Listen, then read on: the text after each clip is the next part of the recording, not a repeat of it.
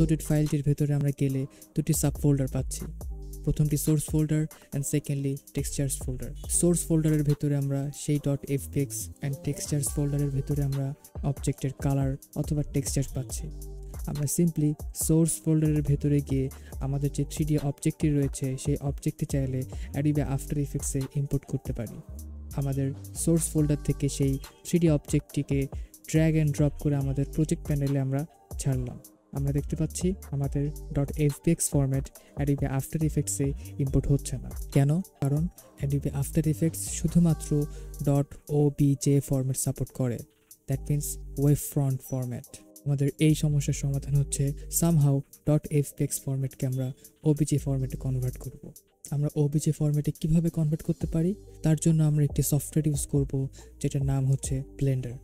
Blender খুবই powerful and open source একটি software.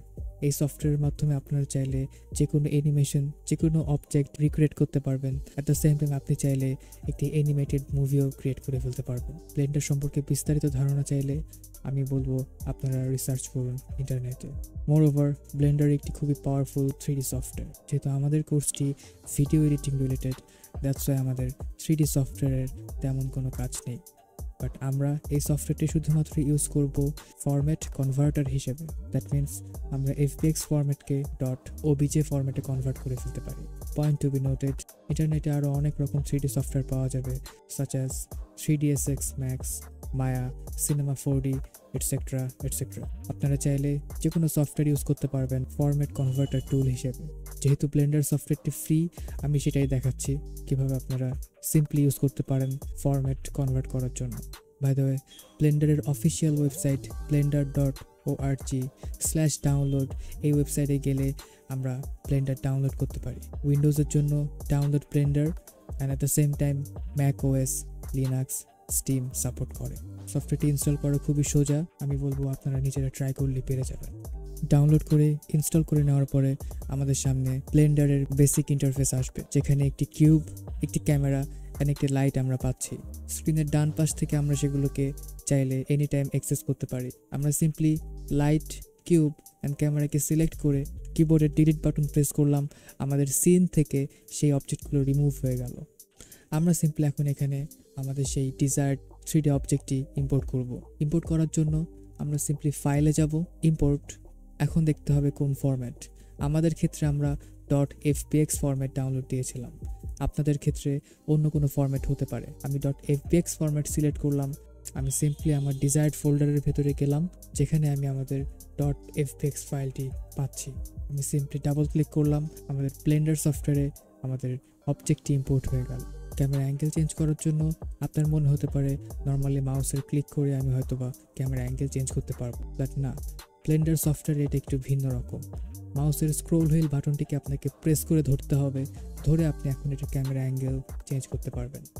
At the same time মাউসের scroll wheel বাটনটি আপনি স্ক্রোল করার মাধ্যমে জুম ইন কিংবা জুম আউট করতে পারবেন। আমরা দেখতে পাচ্ছি আমাদের অবজেক্টের সঙ্গে একটি এক্সট্রা অবজেক্ট চলে এসেছে। এটাকে ভয় পাওয়ার কিছু নেই, এটাকে বলা হচ্ছে ক্যারেক্টার রিগিং। ক্যারেক্টার অথবা কোনো অবজেক্টকে এনিমেট করার জন্য rigging is a must.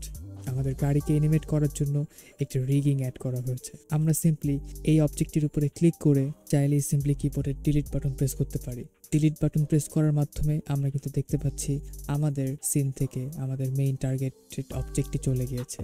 So আমি Ctrl+C দিয়ে আনডু করছি অ্যান্ড আমি করব কি, আমি রিগিংটি সিলেক্ট করলাম। সিলেক্ট করার মাধ্যমে আমাদের এখান থেকে কিন্তু হাইলাইটেড হয়ে গেল অংশটি। আমি সিম্পলি আই বাটনে ক্লিক করে এটাকে হাইড করে দিচ্ছি। It's that so simple. আমাদের কাজ ব্লেন্ডারে মোটামুটি শেষ। এখন আমরা সিম্পলি ফাইলে যাব, দেন এক্সপোর্ট। অ্যান্ড মনে রাখতে হবে যেহেতু Adobe after effects .obj format supported, that's why আমরা .obj which is ওই ফ্রন্ট ফরম্যাট সিলেক্ট করব। আমরা এখন এখানে চুজ করতে পারবো কোথায় আমরা সেভ করতে চাই। আমি কার মডেল ফোল্ডারে গেলাম, এখান থেকে আমি একটি নিউ ফোল্ডার ক্রিয়েট করছি, যেটার নাম আমি দিচ্ছি obj। আমি obj ফোল্ডারের ভেতরে আনটাইটেলড নামে সেভ করতে চাচ্ছি। আপনারা চাইলে যে কোনো নাম দিতে পারেন। আমি এখানে কার নাম দিলাম। মনে রাখতে হবে যদি আপনি আপনার অবজেক্টের অ্যানিমেশন রেন্ডার করতে চান তবে সেক্ষেত্রে অবশ্যই আপনাকে অ্যানিমেশন বক্সে টিকমার্ক দিয়ে দিতে হবে। আমি টিকমার্ক দিয়ে দিলাম। এখন আমি সিম্পলি এক্সপোর্ট ওবিজিতে ক্লিক করলাম। আমরা দেখতে পাচ্ছি কার 001 এর জন্য 2টি করে ফাইল আসছে, সেমভাবে 002 এর জন্য 2টি করে। দ্যাট মিন্স একটি ফ্রেমের জন্য 2টি করে ফাইল আসছে। আমরা যদি একটু সিম্পল ক্যালকুলেশন করি দেখতে পাচ্ছি আমাদের স্টার্ট ফ্রেম 1 দেওয়া অ্যান্ড এন্ড ফ্রেম 250 দেওয়া। That means 250 into 2 is equals to 500. That means আমাদের এখানে যখনই 500 আইটেমস হয়ে যাবে তখনই আমাদের ব্লেন্ডার কাজ করা সম্পূর্ণ করবে। And that is why we need Blender software in our Adobe After Effects video editing course. And এভাবে আমরা একটি 3D অবজেক্টকে ইম্পোর্ট করে .obj ফরম্যাটে এক্সপোর্ট করতে পারি উইথ অ্যানিমেশনস। আজকের ভিডিওতে এই পর্যন্তই। নেক্সট ক্লাসে আমরা এই 3D অবজেক্টটি আমাদের Adobe After Effects-এ কীভাবে ইম্পোর্ট করতে পারি, তার জন্য আমাদের কী কী প্রসিডিওর মেনটেন করতে হবে সেগুলো কভার করব। Till then, good by.